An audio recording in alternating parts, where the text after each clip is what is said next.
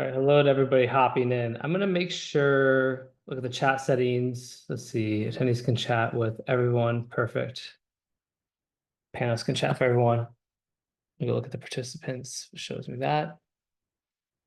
Nice, see some familiar names in here. Hey, Raphael. Hey, Boyan. Yeah, long time indeed. Good to see you. See some other, let's see, other familiar names in here for sure. Yeah, morning. Nice, it's cool. Hey, Jason, Aisha, Alberto, Elijah, AB. Abby, Shardul, Sherry. Right Sparrow, no, what's up, buddy? Good to see you. Yusuf, good to see you. Gordon, Paco, good to see you. Thomas, Carlos, Lauren. Um, nice, awesome, Lauren. Try to keep up with the chat here. I'm going slow. Hamad, what's up, bud? Tugodar, Lucas, Robin, good to see you. Jonathan Garcia Fernandez, Saidu, Dan Binda, Daniel, Atya. Syed, Ben Perry, good to see you, man. Go through, trying to get everyone. Alex, Yves, Sean C.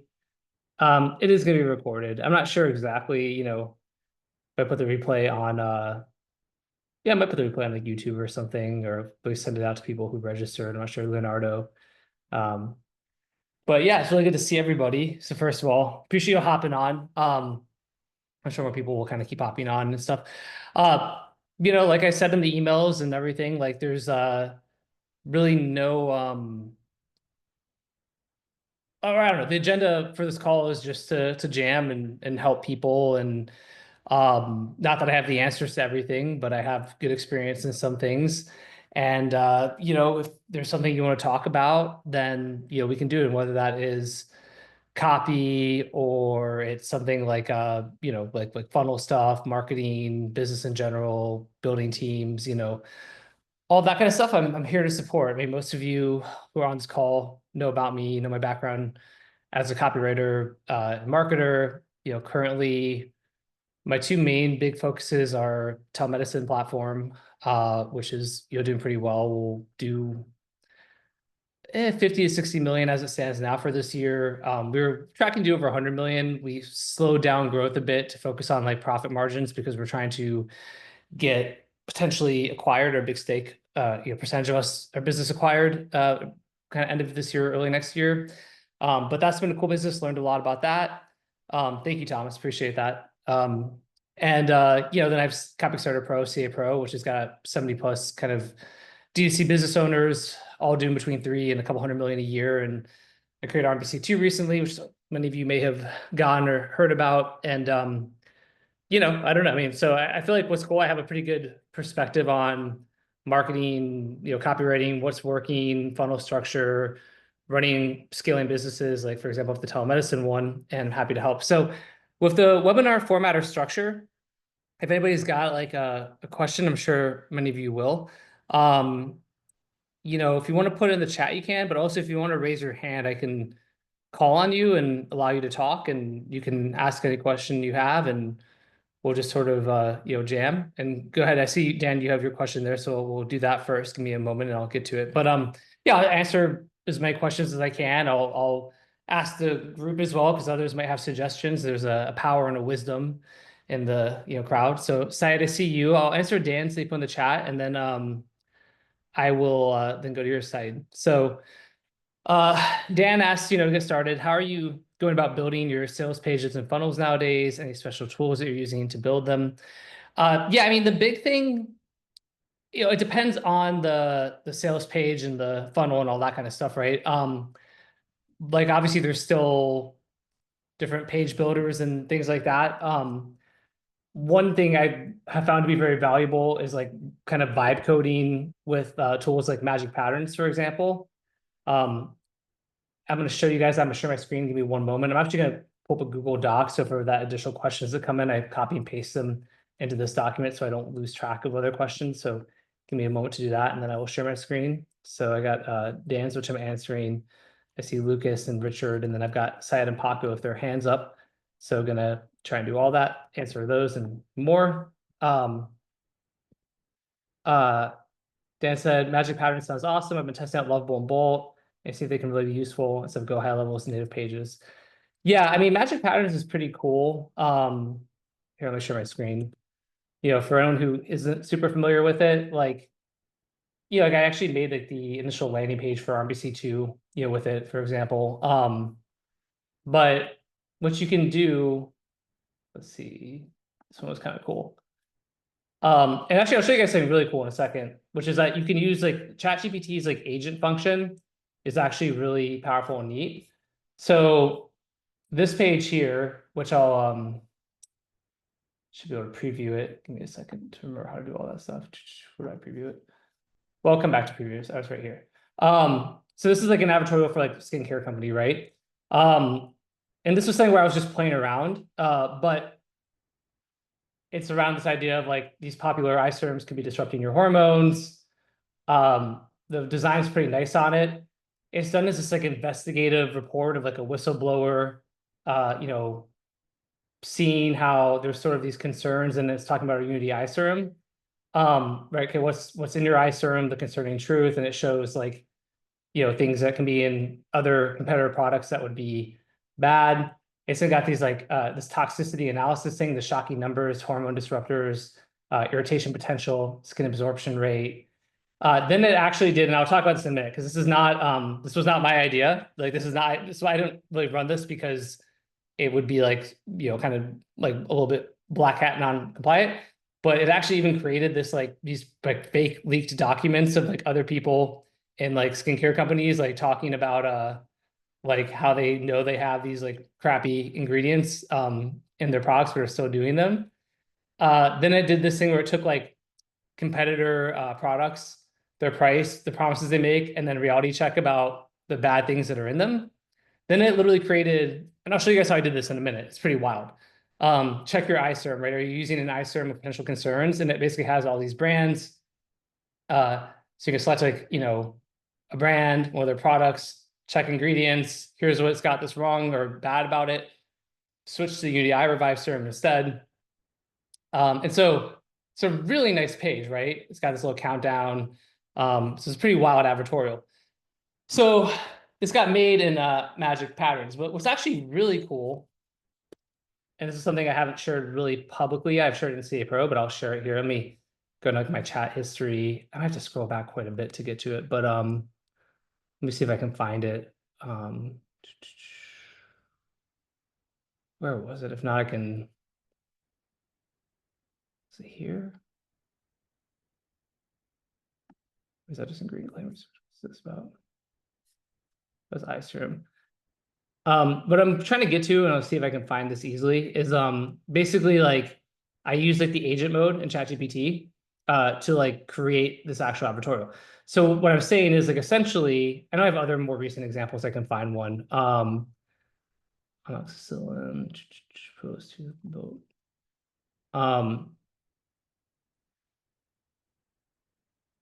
Like here's a sort of an example of it where you can go like the agent mode, right? Give it like, hey, here's like an advertorial, right? In this case, I just had Claude write the advertorial. And I'm like, basically like this is an advertorial created for a product for my brand, right? Use Magic Patterns, design the advertorial, then we can publish it. I have an account with Magic Patterns. I can log in when prompted. Attach copies of PDF. Here's something you can model off of. You can pull images from this Opal Beauty product page, okay? It's like, all right, I'm gonna do it. Am I not logged in right now? Great. Oh, hold a second. Sorry, guys.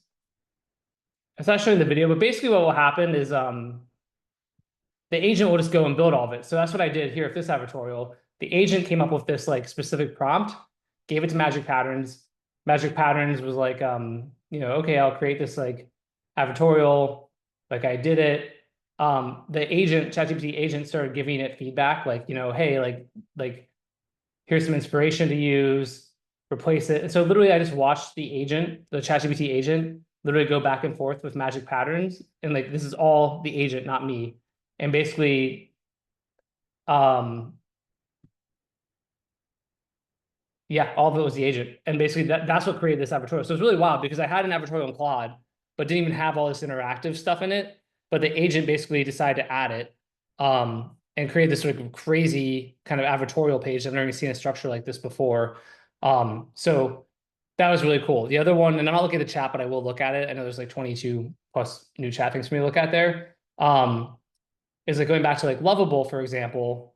So like that was like one where the same thing with the agent here. I don't know why it's not showing the video right now. Oh, here it is. Okay. So like, hey, let's create a non-branded quiz where users can answer 7 to 12 questions about their skin type and goals, and that recommends the best eye cream for them. For this exercise, the eye cream that ends up being recommended will always be Unity Eye Serum. We'll link to Unity website. Try and make it with magic patterns, but if that's challenging, you can also use Lovable. The target demo for this quiz will be woman 35 plus, but it's not exclusive to that age range. Talk about product market awareness a little bit. Here's the landing page, right? So if I just sort of skip ahead, you'll see it kind of goes over to magic patterns. Magic patterns didn't really work. It found, so it goes over to Lovable. This is like the agent, like, you know, streaming in real time what it's doing. So now it's in Lovable. It's going to create like a new project. It looks at our landing page. It gives like the prompts. You know, keeps going, creates this quiz interface. It's like testing the quiz to make sure that it actually, you know, works or whatever. And then like the final product there. Let me log in real quick.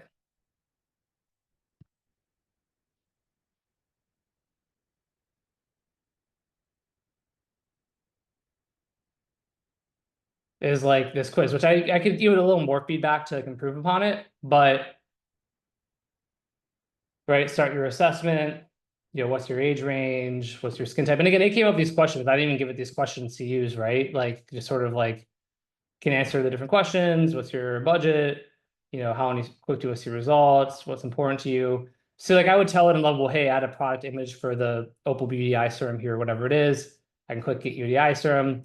Takes me right here, right? So that's what I talked about in a recent email, but this is where like the vibe coding stuff is so dope. So you can do it, you know, yourself with like Lovable or Magic Patterns, right? You can literally just say, hey, add a product image to like the last, you know, to the recommendation step of the quiz, add like the Opal Beauty Unity Eye Serum product image, and it would do it, right? But what's really cool that I don't see people talking about publicly, and this is where I'm trying to just provide massive value right away, is like this agent stuff is wild because then you literally just tell the agent to do it for you. You just sit back and chill. You might have to take over like to enter a password or something, which is good, right? You can basically take over, click a button, enter the password in the virtual browser so that you're not just giving the password to the agent and then let it take back over and keep going. But yeah, it's pretty dope. So there's a lot of probably questions here, but yeah, so I'm gonna, I guess I'm gonna, let me note those additional questions. I know people have their hands raised, so I'll go to the people with their hands raised first. Or at least I think Syed was first on that. I think he dropped his hand, but I see Paco. But give me 1 minute. Let me just make sure I'm tracking all these questions as best I can here. But yeah, that's pretty cool with the design. I see a sales call thing from Andre. I'm gonna make a note of that one. Yeah, cool. If that's not convincing, the fake leaked emos are crazy. Marketplace for pre-made designs.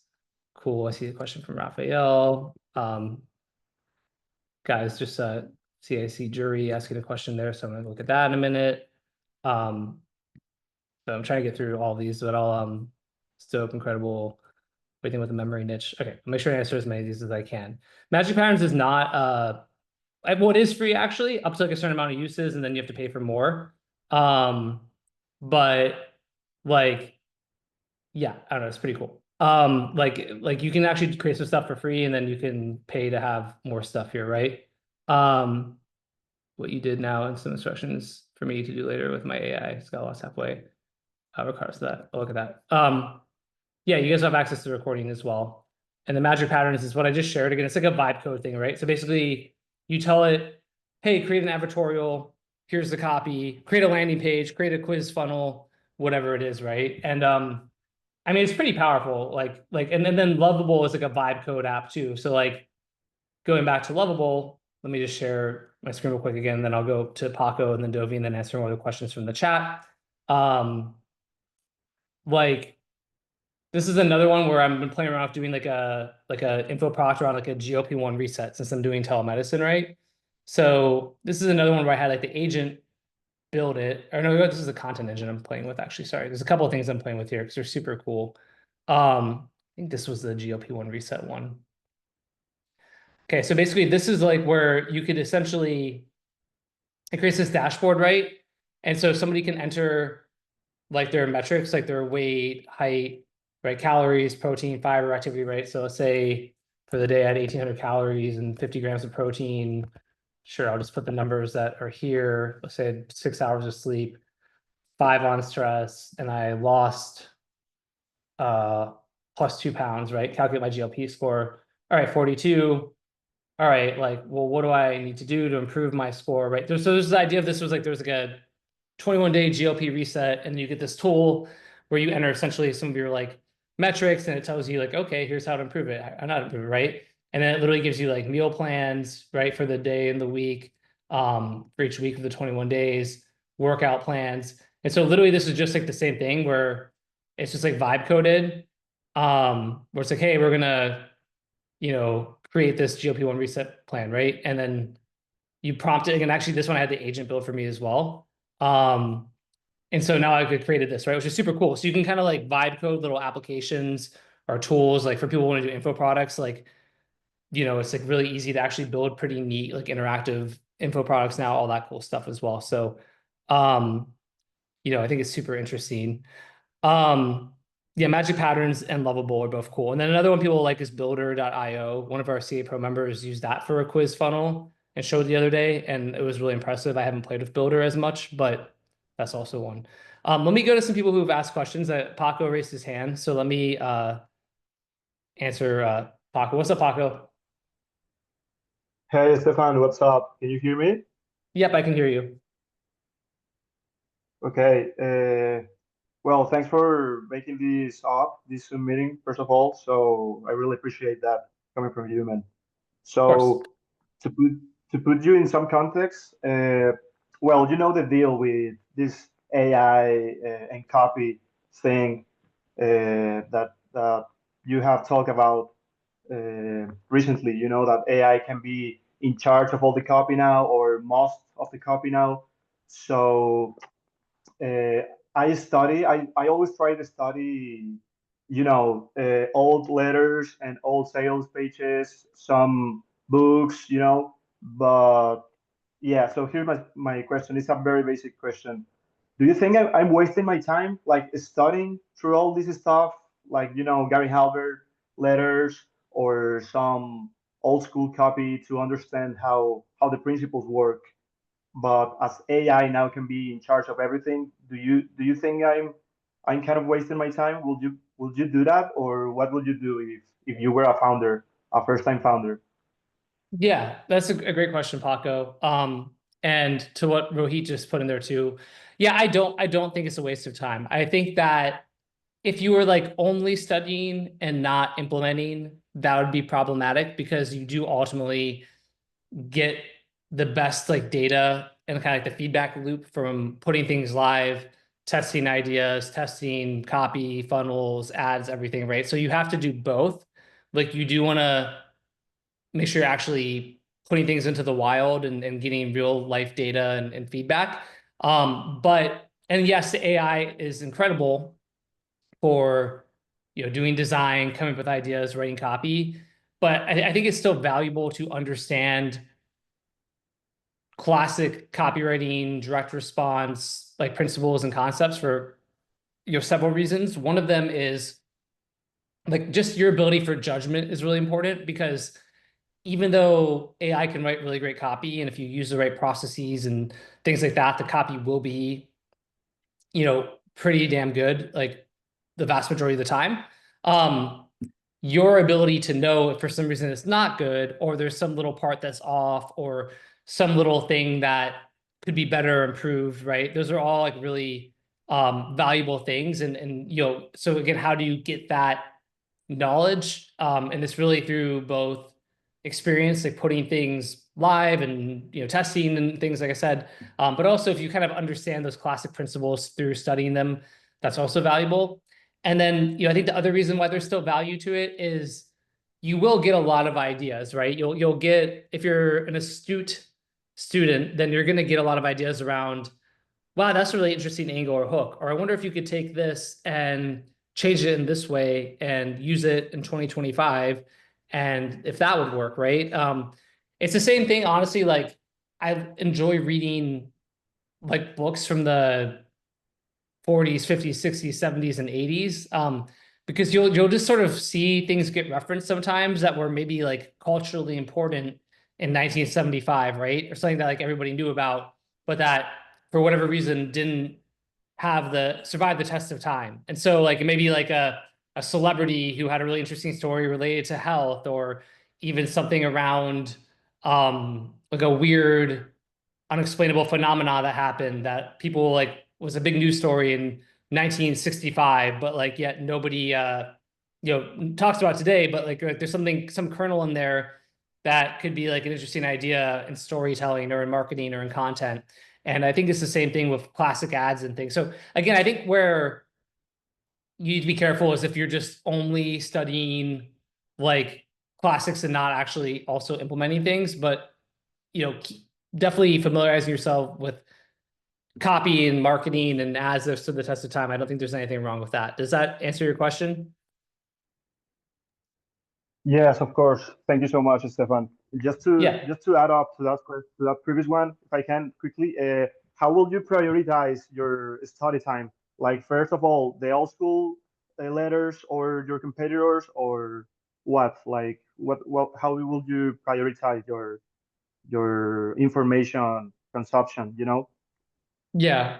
Um, I mean, typically for me, I would probably spend most of my time like looking at what is working. And so whether that's like specifically to my competitors or in the same niche, but I'd also look kind of to the same idea I just spoke to. Like I would also look at ads and funnels and brands and whatever like offers that are working in other niches as well. So I personally I think the classics are cool, but I think they sort of get fetishized a little bit, to be honest with you. I think like it's worth looking at, but I think you're probably gonna move the needle a lot more looking and dissecting like acquisition funnels from like brands that are doing 8 or 9 figures really efficiently, that are great at acquiring new customers. Like you're probably gonna move the needle more than you are like reading the Halbert letters or whatever, right? Like no shade on the letters, but like you're probably not going to get that much from like when Gary Halbert was writing to like Bond from jail or whatever. Like there's a few cool things in there, but like it's like not like if you go look at like, okay, wow, these are what this is what's working right now. Like this is the funnel structure, this is the offer structure, here's the messaging, like the ads all seem interesting. Like this ad format gets used like again and again, like and then like how interesting that they have all these video ads, but they all sort of have different hooks, but the structure is the same. Okay, and then they seem to go to like one of two different landing pages. Why did they have one landing page just longer and one page just shorter? Like, you know what I mean? Like, I think thinking that way as you go through is really I focus more on that, basically, is what I'm saying. Solid, solid. Understood. Thank you so much, man. Thank you, Yeah, Stefan. no problem. Okay, let's do another hand raise and I'll go through some of the questions in the chat. So Davi, like if you want to go next, let me give you the ability to talk here. Uh, yeah, I'd love to hear your question. Can't hear you yet, though, unfortunately. But if you're available, if not, Oh, I'll. no. Oh, there you go. No. Hey, Yeah, yeah, I had one mic. Firstly, just thank you for all the knowledge over the years. Been on your list for a long time and joined some of your stuff. I of also course. all the inspiration through COVID and the politics stuff, everything. I love it. Thank you. I have a question for you as an offer owner.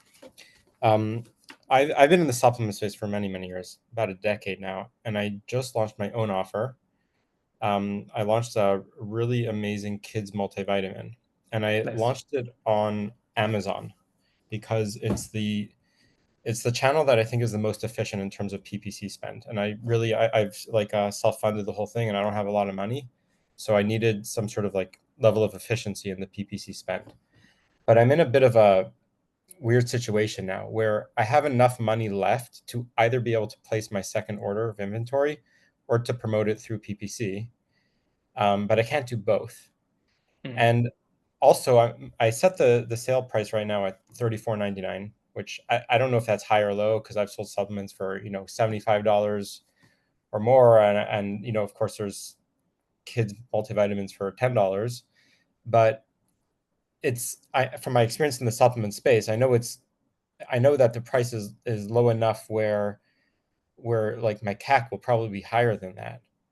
It won't be break even, I think. So I know I need an upsell in order to even just break even on the front end, but there's no upsells on Amazon, and I don't know that I could afford to do it on Facebook or anywhere else. So I'm just in a little pickle. I wonder if you have anything to say about that. Also, I'm wondering if this is being recorded or if I need to type really fast. No, it's being recorded. Yeah. Okay, so basically, let me make sure I heard the question right. So you've got this kid's supplement, you're selling on Amazon, you have enough money to either do another order of inventory or to run PPC ads, but you don't have enough for both. And then the other question is sort of around like funnel economics and things where obviously if you could do upsells, then your margins, you could have potentially higher margins and be more profitable and scale it more.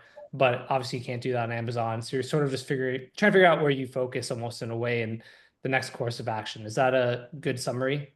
Yes, but let me add one little bit of clarification. When I say Sure. PPC, I mean off of Amazon. Like on Amazon, it's Okay. efficient. It's like it's like a 200% ROAS. But if I want to start pushing it on Facebook as well, and there I'm pretty sure just from my experience that the CAC will be minimum like $50, $45, $50. Right. And I've been thinking of continuing to drive traffic to Amazon just to improve my ranking before going to my shop, like to push traffic to my Shopify. But even without that, like, yeah. Yeah, but again, well, I guess it seems like and I'm not like an Amazon expert by any means, so I don't want to represent that I am. But well, I guess one question is like if you need more inventory, then wouldn't it like not even make that much sense to go do PPC stuff other places? Because if like you only have the money for one, it seems like you sort of like almost have to get more inventory because if you don't get more inventory, then you can't sell anywhere, right? Am I missing something on that part? No, you're not. It's just a matter of it's just a really slow drip. Like I'm getting sales, but they're a trickle, and I want to be able to move the project along. Sure. The next question would be like, I don't know if you don't have to share where you're getting the product from here necessarily, but is there an opportunity to negotiate either like better COGS or better payment terms, things like that? Because obviously that could help you a lot if you were able to cash flow the inventory more. What are the payment terms on the inventory right now? 30% down, 70 when it ships. But then, Okay. you still have all the time after it ships from when you can sell it until you can sell it through. Plus Amazon holds for 14 days. Right. What is how many like units have you sold so far on like Amazon? Probably closing it on 100 in the last month. I just launched it a month ago. Okay, Maybe got like you. 80 to 100. All right. And then what kind of like inventory, if you're gonna put another order in for inventory, how many more units would you get probably? At least 1,000. I was thinking 5, but let's say at least 1. Okay, got you. And yeah, it's tough for me here in that I don't like I'm not an Amazon expert. I know people who do well on Amazon. So like I get it. The other thing about Amazon in general is if you do get something working with like, sort of cold traffic like on Meta or TikTok or somewhere else, like typically, that will end up supporting Amazon sales, right? Like you're gonna end up getting like more sales on Amazon anyway. Um, there's definitely a risk. I think the risk is that Amazon seems like if it's kind of working, you're getting a good return, and it's sort of slow and steady, like, okay, cool. But you know, at the same time, like if you're like trying to scale faster, I mean, probably, yeah, maybe there's an Amazon expert who can help you. There's a lot of people who say they're Amazon experts, and some of them probably are great. Some of them probably are going to just be like any other agency where they take your money and, you know, you don't Yeah. really see the growth you're looking for.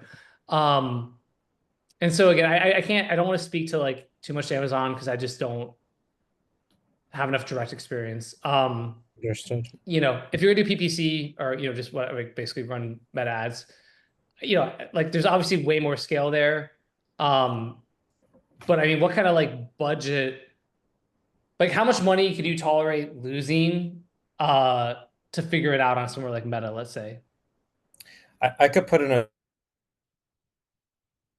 Oh, but cut out for me, Davi. Davi, unfortunately, you cut out unless it was my. I hear you now. Yeah, so you could put in how much were you saying? or no matter what it goes to. I'm sorry, the price. You could cut out again. What's the number? 20K. Oh, okay, 20K. I mean, you know, that should be like enough to figure it out. Um, if you're pretty dialed in, you know, I mean, again, it's hard, like running on Meta, like, you know, I think like is like, you know, I see Dante, what's up, bro? Yeah, Dante would know. He's talking about someone who sold a lot of stuff. What's up, brother? I mean, yeah, it's hard. I mean, that's the big risk is like if you put it up on Meta, let's say, or wherever it is, and you know, what are you gonna do? I guess if I'm you, if I was doing that, I'm probably running mostly static ads. I mean, video ads are like it's really back and forth. Like most of the big people are running mostly video ads, but like at the end of the day, like static ads are a lot cheaper, easier to put, and typically will have right now like lower cost per clicks and stuff like that. So like you'll tend to get more juice out of statics. So I'd probably like start with static ads and then go to video. Like so, okay, cool. Like yeah, figuring out the messaging exactly, Dante. And also you know, kind of see is like the funnel converting, all of that. And then but it takes a lot of money and time to figure out all those economics, right? So you mentioned like upsells, for example, and it's like, you know, Shopify converts a lot higher than like something like Checkout Champ. Like I like nothing against Checkout Champ, but like for even like our skincare brand, we recently like were doing a kind of head-to-head test, and Shopify was like basically double the conversions, which is awesome, right? But then here's the problem: like upsells in Shopify suck. Like you can't really do video upsells. There's like after sell and rebuy or recharge, whatever. I don't know, like what like there's just like none of the like the upsell plugins, or maybe someone knows an answer in this chat and I'm wrong, but we had a hard time finding anything that would support robust upsells. And so like the AOV with Shopify funnels is really challenging, right? So then it's like, are you going to use something like Funnelish or Checkout Champ or another sort of like kind of funnel builder type of thing you can? So I don't know. Basically, the thing is like, if you want to really scale, you probably do need to like get past Amazon unless you find like a really great Amazon expert. But in order to do that, you know, I think you just have to be willing to gamble that money and understand that, you know, it really is sort of like a gamble. Like there's a high risk, high reward type of situation, which is true, I think, for any, you know, starting any kind of offer on Meta or anything else. Got it. I appreciate the answer. And the $34.99 price point to CAC, like, are you aware of any offers that are achieving CACs in that range? Um, I mean, yeah, I think the CAC's all over the. I mean, it just depends. I mean, 34.95, like, you know, I think you could be in like the $40-$50 range. I don't think that's outlandish. It just depends on like the conversion rate and a lot of other factors. You know, but that's a fairly low cost consumer. Again, the risk is that you end up higher, but I mean, I would still have like I would still have like package options on there. I'd have like a 136 or something like that, right? And like or a 124 or whatever it is. And like, you know, like so you can try, and then I would have upsells, and you know, you're still gonna want basically you're gonna want to support probably like a $70 to $90 CAC. And you're gonna have like the funnel economics that do that versus like trying to like if like you're really like I can't be past like $40, I think that's gonna be really like tough for you. Thank you so much for the answer. No problem.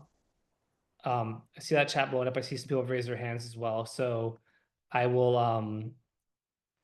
get to those. Let me go through, there's been a shit ton of questions, so let me try my best to go through some of these questions in the chat as well. So I'm just going through here. I mean, Lucas Sanchez had asked how to promote an offer with affiliate of VSL. I mean, Lucas, one question there is like, are you the affiliate and you want to use the VSL to promote an offer? Or are you trying to promote a VSL offer as an affiliate? If you want to clarify for me in the chat, I'm happy to answer that. So put that in the chat and I'll come back and look for the answer there. Again, this chat is hard to keep track of, but I'm gonna do my best, and I appreciate everybody who's on and patient. If you have a question, I'm not getting into it super fast or whatever. So I'll come back to Lucas's. Ricardo had said, do you agree nowadays copywriters need to be more than copywriters, more like funnel expert strategy, basically do a lot for business owners? I do agree with that in general, Ricardo. I mean, within reason, I think that, if you're a really good copywriter, I do still see plenty of, brands and D2C business owners who are trying to hire copywriters. Like, for emails, often for ads, like, right, like meta ads or video ads, TikTok ads, whatever it is. Occasionally other stuff. So like those jobs still exist, but there's fewer of them. And frankly, more often the jobs I see, it's like you're responsible for like the strategy, the implementation, like measuring performance, et cetera. I really am not bullish on the future of, like, I think the idea of just being a copywriter moving forward is not very sustainable, no matter what, right? I think like the good copywriters, still have some time. I would still be using AI and other processes and things. I mean, even the good ones, I think, have to be more knowledgeable about sort of the holistic customer journey and marketing and things like media buying and all that. So I think no matter what, you need to understand those things better. And I think just getting hired to like write copy, I just feel like there's less of those opportunities where it's pure copywriting. And I think, as AI gets better and business owners and others get more familiar with that, like it's going to only continue to be more scarce. So, I would definitely try to like have a more holistic understanding for sure. Thomas got a question. I see a lot of people talking about using VO3 and Higgsfield for hooks and VSLs. How do I go about learning these tools to teach my editors? Any good place of info to learn them? Honestly, Thomas, for that, I mean, like, I don't know Higgsfield, to be honest with you, but VO3, I know a bit. I personally feel like experimentation is like the best way, like, to do it. I feel like if you just sort of like, I've made some cool stuff with VO3 where I like will put like a static ad and tell VO3 to like animate it and bring it to life or whatever, and it will do that, right? They also have their Flow, which is like an interface from Google for using VO3. I think Twitter still is a pretty good place. Like people share a lot of like threads and like, oh, like you have to parse through a lot of bullshit as well, but there's still like there's valuable stuff where people will be like, wow, VO3 is amazing. Like thread, here's like the step-by-step for how to use it. Try to avoid the people who make you DM them like DM me sauce and I'll tell you the secret, because then they're gonna try and just sell you a bunch of shit. I mean, whatever, but like there's a lot of good tutorials actually on Twitter or X or whatever. But to me, honestly, like I just play around. Like the vibe coding stuff I shared for those of you at the beginning of this call, like I just figured that all out on my own playing around. Like I created something for our telemedicine platform where it does like blood work analysis and like looks at every like biomarker in a lab report and gives you like, and there's an AI chat interface. And I literally just like did it one shot, like an hour. I'm not one shot, there's a couple prompts, but like, I'm like, oh shit, this is really easy and intuitive. So I really think like you're going to get the fastest growth from actually like experimenting with things, right? Andre, I'll do a couple more, then I'll go to another hand raise. Andre said, on sales calls, I often struggle with building trust and often making the client split pay on funnel builds, 4 to 6K setup fee, plus 10 to 20% revenue share. I also have pre-call videos about it. Do you have any ideas on getting around this? I just sense fear on their end, arm wrestling them to a close. Okay, so making the client split pay on funnel builds. So setup and then rev share. But by split pay, are you meaning pay half up front, half upon close, and they're like sort of wanting to pay at the end? Andre, if you're able to give me like a clear, yeah, okay. So I'm trying to make sure I have this stuff here. Yeah, I mean, let me think about that one because I want to try and give you a valuable answer, right? I don't have a great answer, to be honest with you, right? I'm trying to be really honest when I do or don't have a great answer. I mean, I think that a couple of thoughts I have there would be like ultimately, like the stronger your reputation and track record and things like that, you know, the more likely it is that they're not gonna have an issue. I think it also depends on the clients, obviously. Like one of the best parts for me with getting sort of like niche famous for copywriting, I mean, it still is. I don't do a lot of like client work these days, but like, you know, I could get a call of somebody before AI, especially, and tell them like, hey, $50,000, now you got to pay me up front. And like they would do it. And that was because of my reputation and my track record and all those things. Occasionally someone would want to do a split pay and I would do a split pay, right? Nowadays I'll often charge like 25 to 35,000 for a VSL, which is sort of annoying. Like one of the reasons why I don't do as many, because I just feel like with AI, it's harder to charge 50 grand. And frankly, the market's changed. A lot of things have changed. People don't need VSLs that much. I tell people all the time, like literally like multiple times a year I turn down projects because I'm like, you don't need a long form VSL. You probably shouldn't have one. But anyway, I mean, you know, depends on the client. I'll split pay sometimes if they want whatever. But it's easy. So why is it easy for me? Like, right. And it's like, okay, well, it's easy for me because of my reputation and my track record. But then also the people being referred to me tend to know that I'm expensive but I'm good. And so I don't have as much issue there. So, you know, when people are being more like resistant, you know, it would either be you have to establish your reputation even more, right? Have more like preeminence or whatever. Or it's just getting those higher value clients, which, you know, comes into like, how are you getting them? Like, maybe you're qualifying them differently, whatever it is. But you know, also part of it could just be like, that's just what it is. It's just sales, right? So maybe the fact that you have to arm wrestle them to close them, you know, if it's working for you, then at the end of the day, they're still saying yes. It's probably frustrating. You'd rather not go through such a, you know, kind of arduous sales process, but you know, at least you're closing them. So, but yeah, maybe if there's a way to increase your preeminence, and again, I don't know what your track record looks like, but you know, proving that to them even more. I know you have the pre-video calls, all that, but I mean, a lot of people don't like. I wouldn't watch them if I was going to hire somebody to build me. Like, if I was going to hire you and you send me all these videos of like what to expect, like 95% of the time, I wouldn't watch those videos. To be honest with you, right?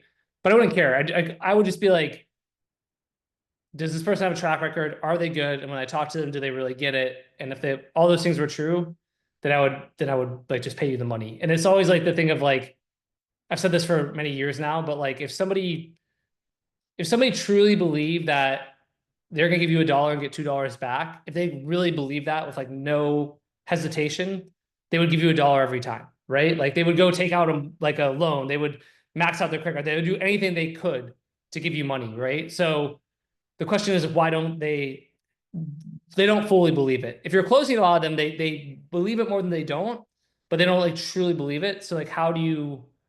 The question is just, what do you do? How do you get them to absolutely, you know, be certain without a shadow of a doubt that's going to happen? And by the way, maybe you do like you test something like this gets sketchy, so take this with a grain of salt. Maybe there's like a guarantee or something like that. Like, you know, risk alleviation would obviously make a really big difference. But I'm not looking at messages down there, so maybe somebody just said that, and I'm not trying to steal anybody's idea, because I'm not looking at the messages below to say I have 12 new messages.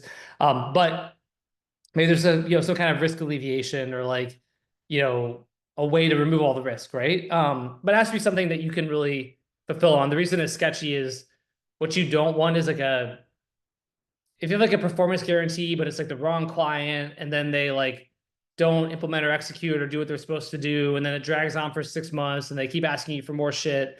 Like there's a lot of like landmines there as well. But yeah, I think you could still be thinking intelligently about how could I potentially alleviate risk, right? So those are my best answers there. I'm gonna keep scrolling through a few more things. Raphael Gomes, what are the best ad copy structures to promote Nutra as an affiliate? This depends on the niche, or for example, you know, PAS, ADA will work for all. Yeah, Raphael, I mean, I think like it also depends on what kind of neutral you're promoting, right? If you're talking about like sort of like the like classic ClickBank, super aggressive type of VSL versus like more of like a branded e-com or like hybrid thing. I'm gonna assume you're thinking more of like the classic longer form VSL stuff here. But ultimately as an affiliate, like your job is just to sell and send the qualified click, right? And so all you need to do really is send qualified clicks to the offer. So this becomes, okay, well, how do you do that, right? And so it can be, targeting related, perhaps, although you don't do that much targeting with like Meta, for example, these days. But beyond that, it's probably like kind of like to your point, like both of those frameworks can work. I mean, the big thing is curiosity, right? Like you want to have curiosity, you want to hook them in. Yes, calling out like the pain point, promising like a solution, building curiosity around the solution, maybe some social proof in there. Maybe teasing the unique mechanism, right? I would test kind of different lengths. Like I would test everything from 30-second ads if we're talking about video to a couple minute long ads. But like generally it's gonna be pretty blind. It's gonna be more about big hooks that are gonna grab someone's attention, create curiosity, build a rapport of like calling out the pain point, promising a unique novel solution, having curiosity around what that solution could be. And then, giving the call to action to bring them over to the actual offer to go through that, right? You don't want to, it's not your job to try to overly pre-sell them, especially if you're sending to something long form, because ultimately they're then going to sit there and get sold for another 20, 30, 40, 50 minutes. So like just get attention. Go back to ADA, right? Like attention, interest, desire, like that type of stuff is like important. And then just send them on their way and just make sure they're qualified, which is where the pain points and things like that are valuable. Let me answer one or two more in the chat, and then I will also call on people with their hands raised because I know there's a bunch of people with their hands raised, and I know there's a couple of things in the Q&A as well. So I'm doing the best I can, y'all, with trying to run through as many things as possible. It's actually awesome, by the way. I really appreciate you guys being here. I'm grateful that you want to spend time with me and ask questions, and that I'm can answer some. So Jury, I know you have your hand raised, but I'll read the question, and then you let me know if keep your hand raised if this is another question or if this answers it. Cool. I purchased RMBC2, which has been super helpful. I'm running pay-per-call for Medicare and final expense. I struggle a lot with making the body copy of the ad emotional and creating enough intent on in the user to actually purchase the policy. Do you have any suggestions on how I can make the body emotional and still perform? Here, Drew, I'll let you talk in case you want to add anything to that. Do you want to add any context to that, or I know you had your hand raised? Yeah. No, I mean, not super much. It's just a big thing. Like hook wise, we can have like 50-60% hook rates, like click-through rates. They're all like 4 to 7% for the people that click, right? Yeah. But when I look at like the people that get on the landing page, or the people that like click through, right, like it just kind of drops off very heavily. And then you look at like the charts of, like it's very clear the problem is that people aren't emotionally invested in it. And it's not like a neutral product. I can't scam them about some unique thing because then they get on the phone and the person says, "Are you interested in life insurance?" Right. Right. So it's not super easy. It's not. I mean, I think that there's probably two ways to look at it. Like if I think through this with you, I mean, on the one hand, it's pretty like commoditized, right? For both like Medicare and final expense. I mean, like it's sort of because I'm in the telemedicine space and we do GLP-1s, and it's kind of similar there where it's like, lots of people are offering GLP-1 medications. So like we've tested in those cases a lot of like sort of more emotional things, or we tested like VSLs or advertorials, and like none of advertorials actually can work now. But they're very like comparison, like top 5, what's the best brand, like who's the best provider type of things. I don't know if you're running through any advertorials currently. And by the way, our media buyers like do this, right? Like so on Meta, for example, our longstanding media buying partner, where we spend anywhere from 40 to like 150, $200,000 a day. Like they'll whip up advertorials, right? So they'll go like add advertorial our lander, and our lander is like pretty brief, and then it goes into a questionnaire to see if they qualify. So there's commonalities between that and like doing pay per call stuff. And so I bring that up because it's like, well, when it's like a commodity like that, and it's sort of like health or wellness related, or like what are the big things people are wondering about? And it's sort of like, I think trust is huge. Like, it's like, well, like the price, it's probably pricing, it's convenience, like how easy is this going to be? And it's like, can I like trust you, right? That being said, the final expense one, like obviously there's stuff around, like there's some like basically what I'm trying to say is I don't know how much emotion you can really pack in. Like I would play with it, like final expense, this idea of like, the stories of people who like the tragedy of like people not being able to like, pay for the funeral or whatever it is, right? Like things like that. Like, because, or just like the shocking, like, Jill is like shocked, like when her, father passed away, or I'm sure you've done stuff like this too, but Yeah, of like course. it was bad enough when Jill's father passed away, but then she got the bill for the funeral, right? Stuff like that. Yeah. But yeah, I mean, I don't know. I think you can just play with emotion in there and stuff, but um, but probably like, yeah, I don't know. I don't know how much you can do there versus like trust and, price and convenience, like speed, right? Like you're going to be able to get a quote or get an answer very quickly. We're like a US based company. There's like, 4.6 star reviews on Trustpilot. What, you know what I mean? Like, I think it sort of probably is more those things. But again, then one other thing would be maybe advertorials. Like you may have room to play with advertorials more. So you can test very on the nose, like is final expense a scam? Like we looked at 5 companies and here's what we found, right? Number one will surprise you. Like stuff like that. If you're not running those, I think that can be powerful. That's not about emotion, but those things just tend to do well. And then you could also test advertorials where you take a little more time on the advertorial side to maybe build out a little bit more emotion around whether it's Medicare or final expense as well. Yeah, no, I mean I'm running kind of those on like the most aware Okay. angle, right? Like get a quote, see like the discounts you're eligible for. But it's like difficult, obviously, to kind of scale those and Yeah. kind of go into the like more problem aware market where people know they don't have that much money, but they don't really know like, nobody wakes up one day and says, "Yep, I really need to purchase life insurance." Totally. It's always been a hard thing to sell with like ads and stuff for sure. Because it's like a future problem, right? It's like a future pain point.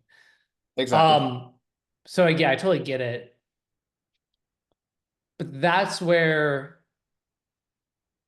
okay. Yeah, I mean that's where, I mean, again, I probably would test at the advertorial level more than anything. I don't know how much, if you're doing that, or it sounds like you are, but like maybe it's sort of like even more listicle, clickbaity type of stuff, like five, like the five hidden expenses that can, leave a family in debt after you pass away or something like that, or like I don't know, you know what I mean? Like just things like that are more like educational. And then you just work emotion in. So I guess, basically you have to educate them more and then also get them like feeling like worried about, oh, shit, like I'm not prepared for that. You know what I mean? But they're harder to sell. I mean, it's like that's the problem. These niches is like most of the people are going to be most aware, and it is really hard to sell to the people who are sort of like vaguely problem aware. But I would probably do it through more educational content of like I said, stuff like that, like 5 surprising expenses, or like I wish somebody had told me this before my mother passed away, or you know what I mean, things like that, and just I would test that. I would test it on the advertorial side, I think. Okay, cool. Thank you very much. Yeah, my pleasure. Okay. Um, all right, let's go to Dante. I want to give you then Adam and then Zion, and then I'm gonna go back to the chat. What's up, Dante? You here? Did you wander off? You're muted, so Oh, there, okay. there you Hey, go. hey, Stefan. What's Thanks. up, man? Yeah, just I dropped this in chat. It seems like, I hate saying this, but quote unquote VSLs are dead. Yeah. Seems like there's a lot of slowdown and like like ClickBank offers being launched. And the way that I kind of see it is just like any industry, there's like a maturing phase and like a conglomerate kind of happening where now it's like, I mean, I'm listing it out right now. It's like there's basically like 10 companies that own 10 different or many different offers that are kind of the ones that are doing good volume still. Yeah. But I don't know. How do you see it at like a macro level? And like, what do you think that has to do with the buyer psychology or like the fatigue or like why? Especially, I understand why the VSLs on like the sub 50 market, like under 50, like never took off. But like, why do you think like now even like the 50 plus market, people are struggling with VSLs and going more towards shorter form and all these things? Yeah, I mean, it's a great question. I personally think, I think a big part of it, I think there's shifting demographics, but I also think it's just an attention span thing. And so if you look at like the world of ClickBank, for example, like generally the people who buy a top 10 ClickBank offer in general are getting older and older. So they're like 55 plus, 60 plus. I'm sure you can give me like counterexample for whatever it is, fine. But like in general, like it's a much older demo. They also tend to be probably a less sophisticated demo. But if you look at stuff like TikTok and Instagram and whatever, like let's just focus on TikTok, for example. I mean, ultimately, like nowadays, everyone I know, like I'm 39, right? So a lot of my friends' parents are in their like 60s and 70s, and like they're like, oh, my mom's on TikTok all day, right? Or like, oh, my aunt's on TikTok all day. Or like the mom, your grandma gets on TikTok so she can try to like be cool and stay like relevant to her granddaughter or grandson or whatever it is. So I think that like that permeation has happened.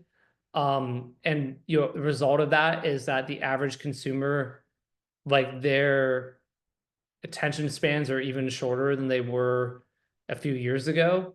I think they're less, again, just the way people consume content, it's like this, right? And that's true for both like younger demos, but now I think it's also true for like older demos on average. And so I just feel like the long form VSL, it's like who really watches that? And it's usually like a pretty bored, lonely old person. um, and that's fine. There's plenty of bored only, like lonely old people, but a lot of the bored, lonely old people are also just going to TikTok instead, or or on X or on Instagram or whatever it is. And so yeah, I just think it's a shift in how people consume content and information. An important note on that, Stefan, too, is, and I noticed this like within the past few years of media buying on Facebook, is that also a lot of the traffic has moved even on Facebook to Reels, which Totally. is basically TikTok. Totally. You know what I mean? So it's like everything is being TikTokified, at least when it comes to the attention span stuff. But what do you think, like, are you seeing like even just from like the client side, like that it's basically like it's harder, like would you agree like what I'm saying, that it's like if you already have like you have multiple offers, you understand back end, you have all the infrastructure to be able to monetize, that it's like you're getting less requests from like new people trying to start new VSLs from the ground up, and that it's really like established people? Or Totally. Yeah, 1000%. and is I that mean, different than how it was like 5, 10 years ago, or with breaking, from 2016 to 2020 till now? yeah, no, it's totally different. And like I said, I mean, also I will have people come to me being like, I want to do like a ClickBank VSL, let's say. And then generally I try to talk them out of doing it, especially if they're trying to be like somewhat compliant. I'm like, you don't have a chance, right? Because like most of the top offers on ClickBank are like, super aggressive. They've always been aggressive, but like there's a lot of group like Brazilians who are running on ClickBank, and they're like basically, running like deep fakes, or it's like, here's Tom Hanks. So Tom Hanks is like, I almost lost my leg to diabetes, but then I took this like miracle 5-second like purple flower hack. And you're like, you know what I mean? It's like it's like real aggressive, right? And they're getting, and even they're like, I know some of those people, and like even they're like, it's getting so aggressive that now like they're like I'm uncomfortable. I don't even want to keep doing this because I feel like a piece of shit. And like the margins are like so bad, blah blah. So like, I really think that's a dying game for now. What I'm seeing, and so yeah, so I barely, I don't like, if I was just an opportunist, I could still get people to pay me money for VSLs, but I think most of them wouldn't. It'd be like a waste of time and money, right? Realistically, what works, and again, in CA Pro, we've got 70 plus D2C business owners that are like, almost all of them are doing e-com. There's a few people doing biz op or info stuff or whatever, including some big ones. But yeah, really, it's like short video ads generally, like 2 to 5 minutes. Occasionally, you see someone running like an in-feed VSL that's longer. Or occasionally they run to like a landing page of a VSL still, but it's really like a shit ton of video ads to like different advertorials to like a product page checkout, right? That's like the flow. Pretty much all the time. And then those video ads are like edited heavily, a lot of jump cuts. We have like an expert, lots of weird what the fuck images in there, like someone puts their hand in like a bowl of like yellow slime and it comes out, right? Like, so it's kind of designed for like ADD. That's what tends to work. We talk about it in Pro a lot, and like generally, like the question usually is like, when would you even test like a longer form VSL on a landing page? And in general, it's like you would only do that if you're really trying to get your AOV up, like, because you can basically make that work pretty well and get to like 20, 30, 40 million, whatever it is. The challenge with that model is getting past that. You generally would need multiple offers, which is fine. For some people, they can do it. Some people, it's hard. But like really the only time like maybe it would make sense to still send people to like a long form VSL landing page would be if like you really want that AOV to be higher and you feel like you need to educate them more. And they're gonna spend more time with you.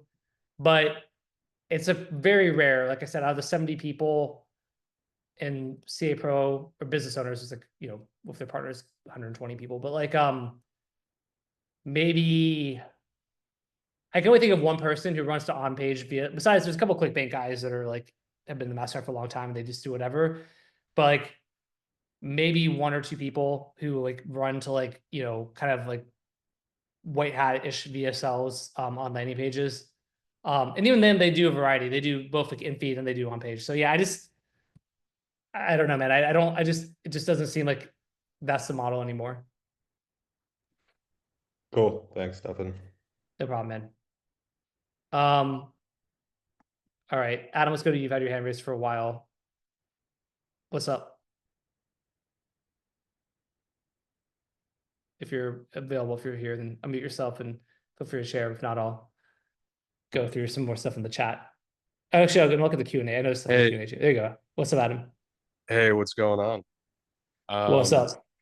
What's up? Yeah, main question I have is what are you seeing in terms of performance between in-stream stuff and running things to a VSL on a lander? Like we're testing a lot of in-stream, just like longer form ads, and we've seen that CPMs are really high right now just because we're front loading the whole offer into the actual ad. And so obviously Facebook like lexically just like reads everything and your CPMs are going to go up as a result.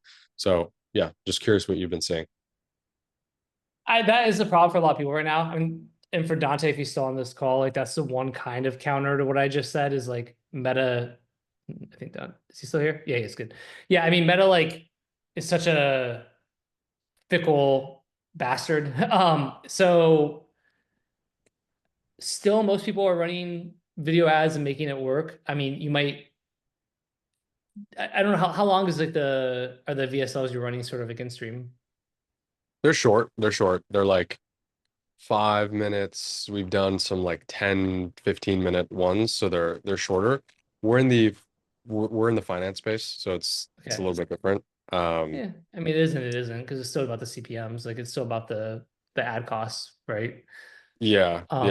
Like we're just thinking about Q4, and we have a lot of clients, and we've got hundreds of clients, and so for us, with Q4, we're sort of betting on shorter ads. So we have like super short form ads, just like super indirect, just like learn more, curiosity, open loops, and then send them to the lander, and in hopes that CPMs will be lower doing that.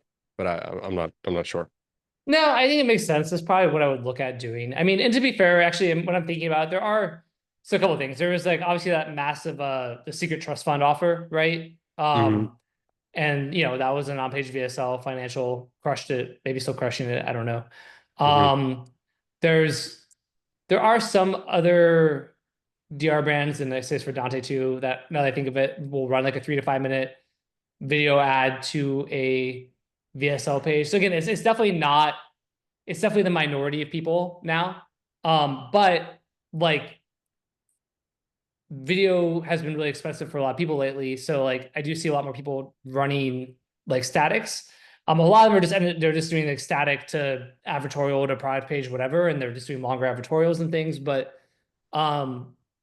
yeah, I think that makes sense. I mean, I think that's, I would still have like a marketing mix, let's say. I mean, I would still, because it's just, you just don't know, meta might change and suddenly like the, you know, video is way better again.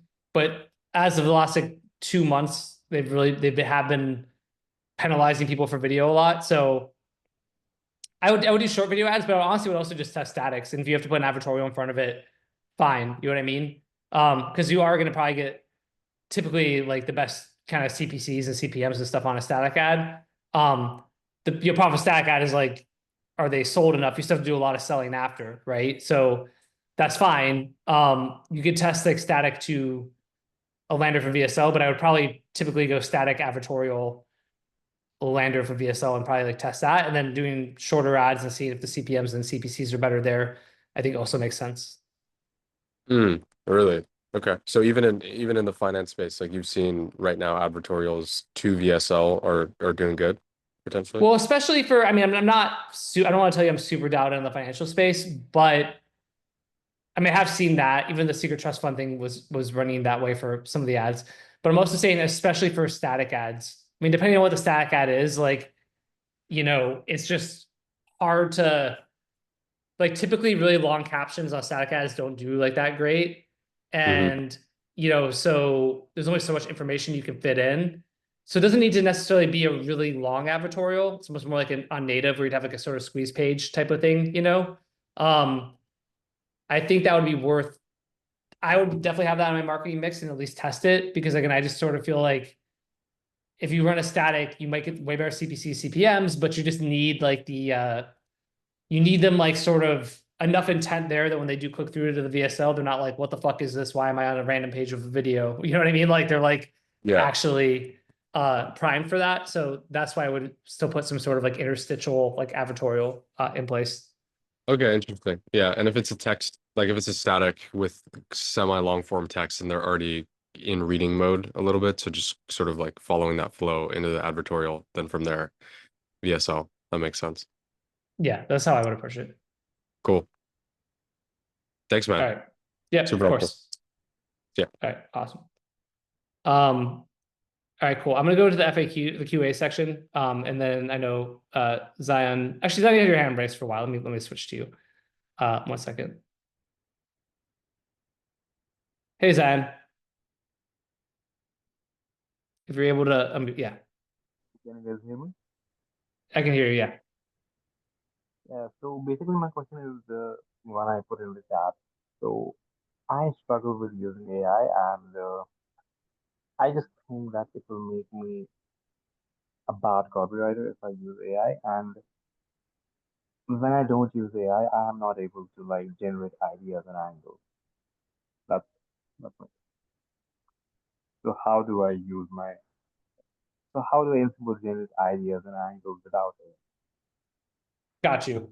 Okay, cool. So yeah, it was a little hard to hear, but I got it. It's like, how do you generate ideas and angles and be creative without AI?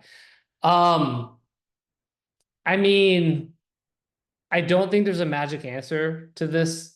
But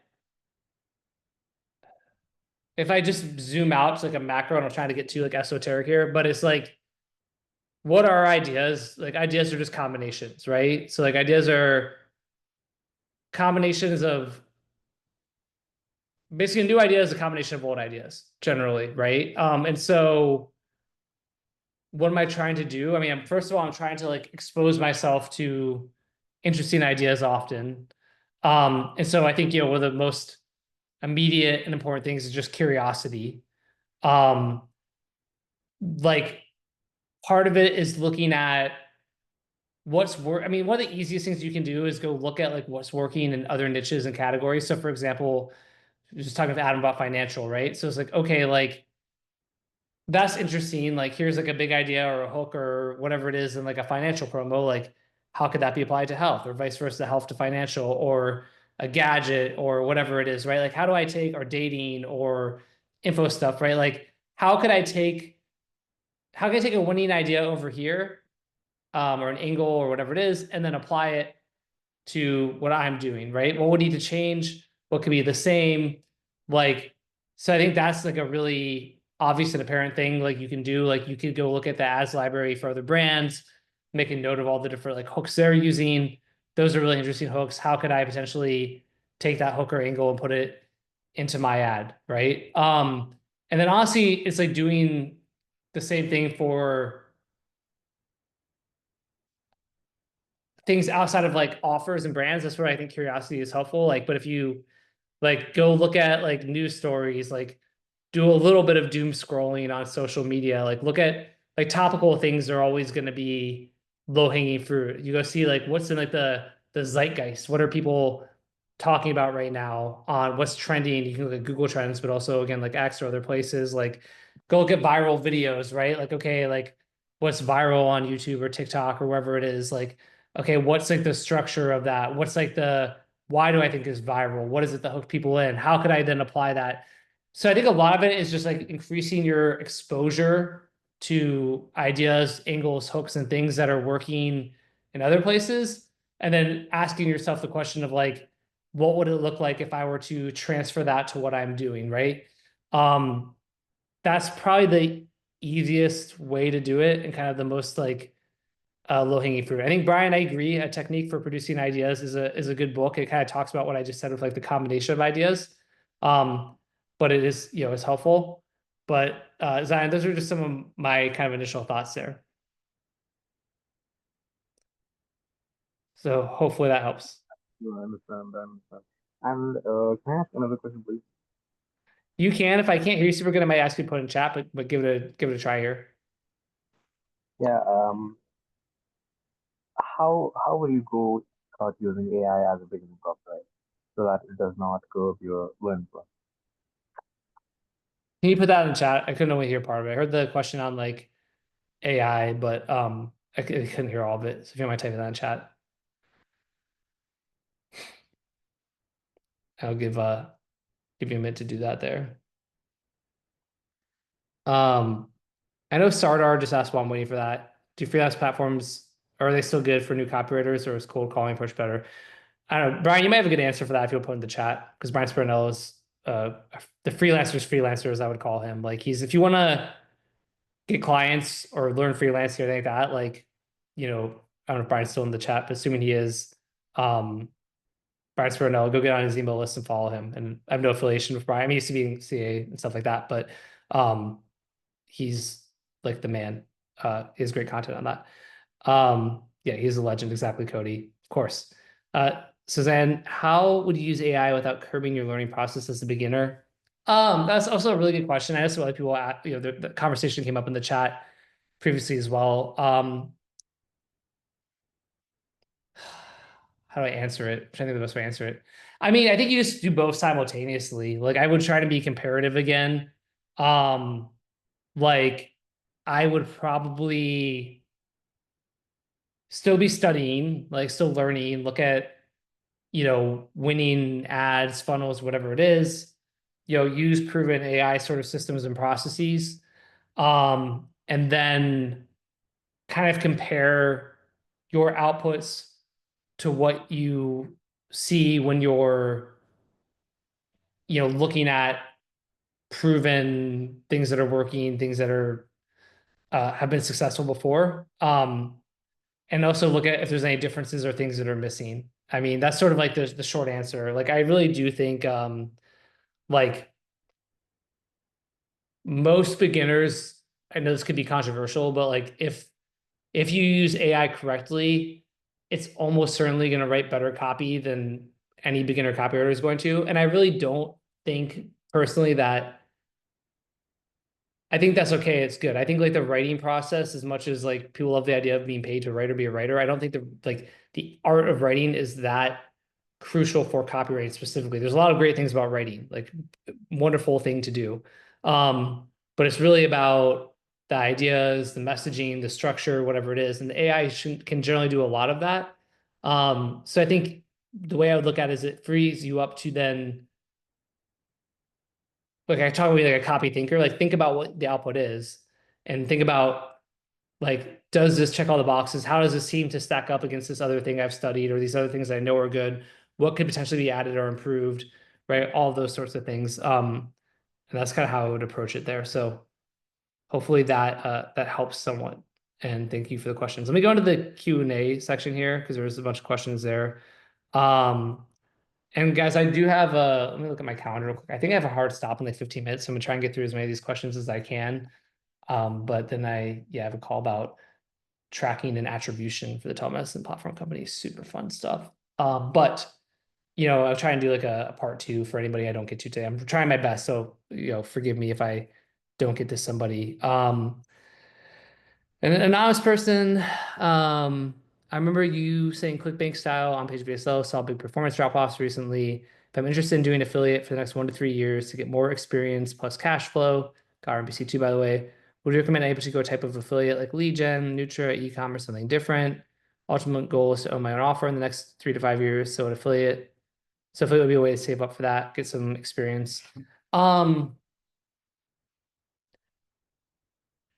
Yeah, I mean, I think you can do any type of affiliate. I like honestly, I still like I'm not like I don't do this constantly, but I still really do actually believe in like TikTok Shop for a lot of people.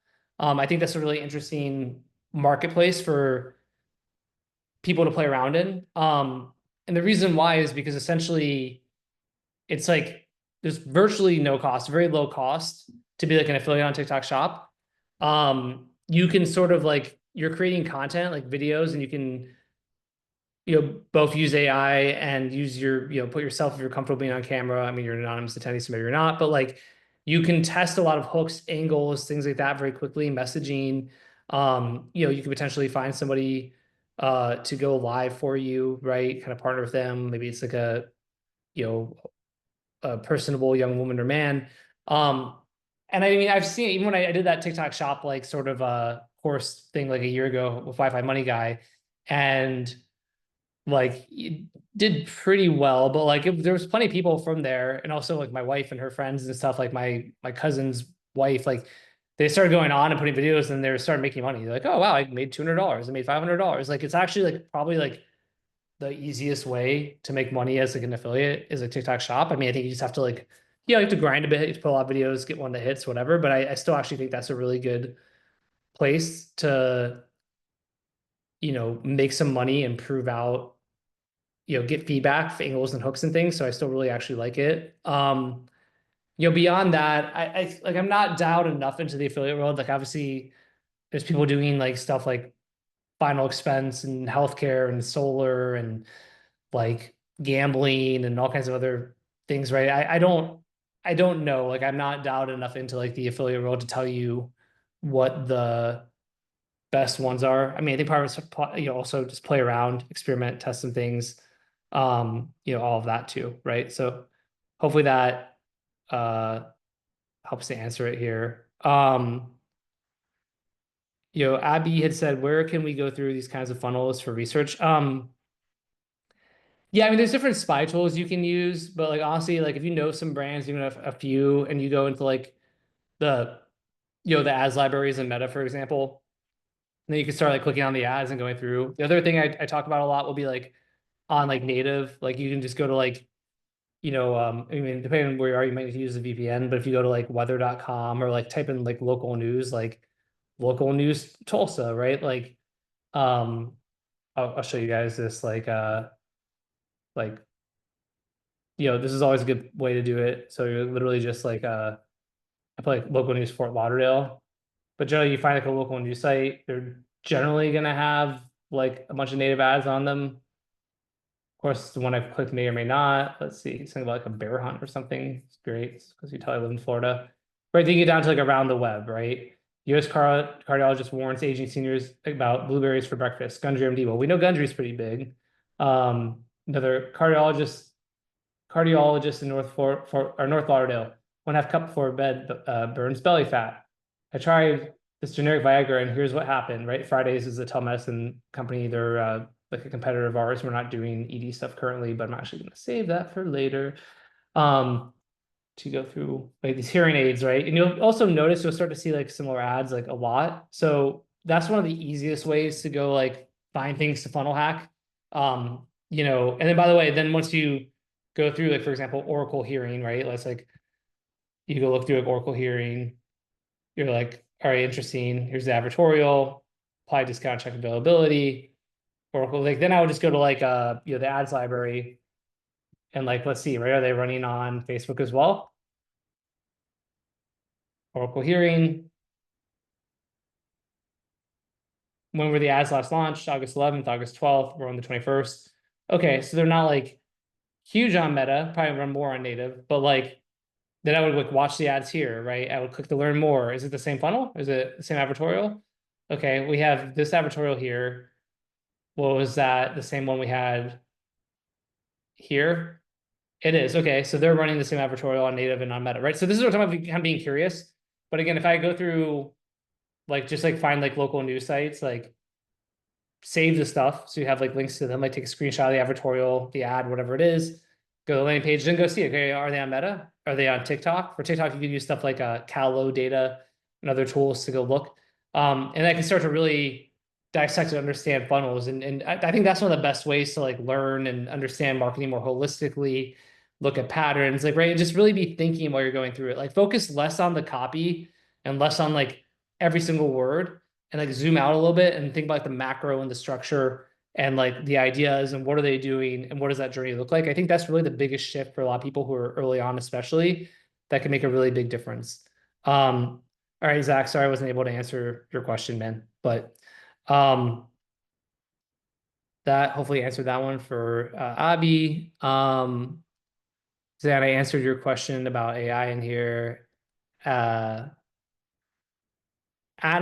had asked another interesting question here. I'll answer real quick, which was my opinion on production versus quality, right? Pumping out 10 to 20 ads per week with different bodies, or just 2 to 3 bodies with a bunch of hook variations. I've seen it done both ways.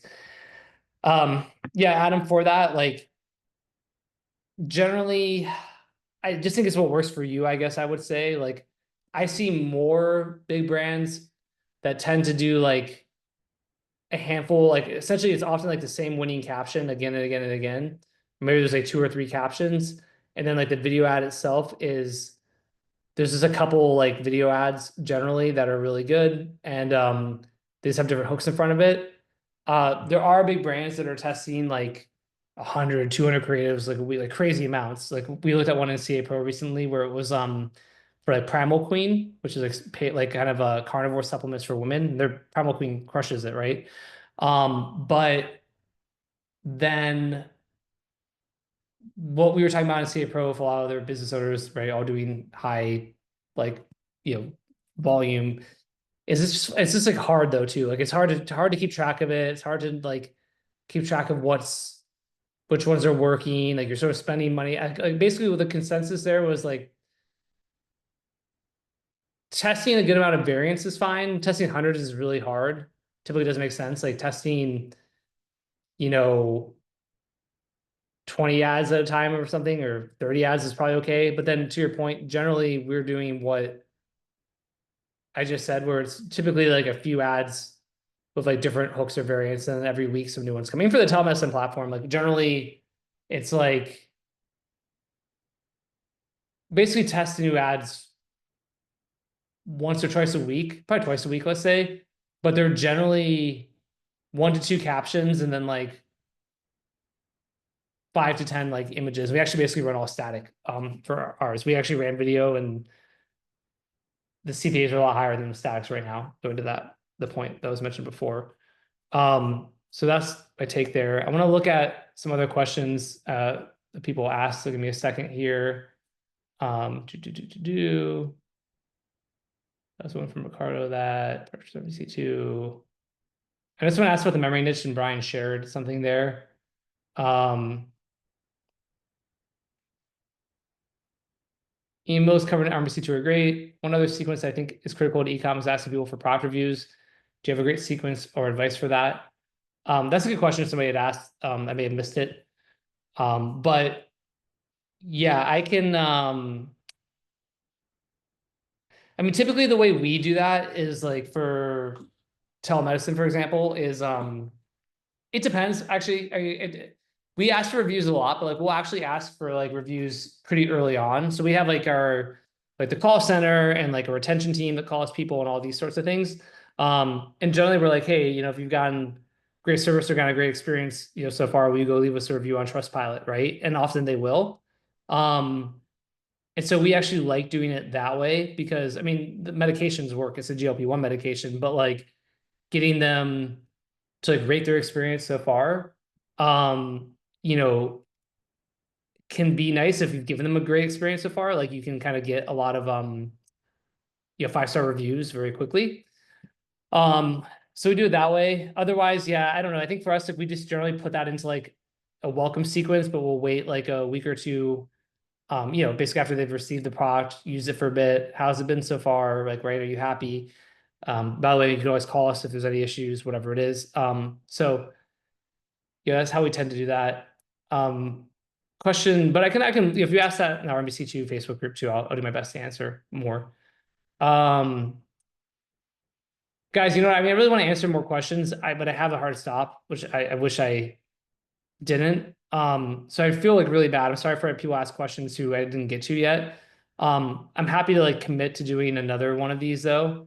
Maybe like save your question if like you can try to remember it, whatever it is. And then I'll look at, doing a part 2 because I wish if I could go for 3 hours, I would. It's just running like a $60 million a year telemedicine company. Like, yeah, there's stuff I have to do, right? Especially as we're trying to potentially, exit a big part of it and things. So if I can move this call, I would, but it's an important one.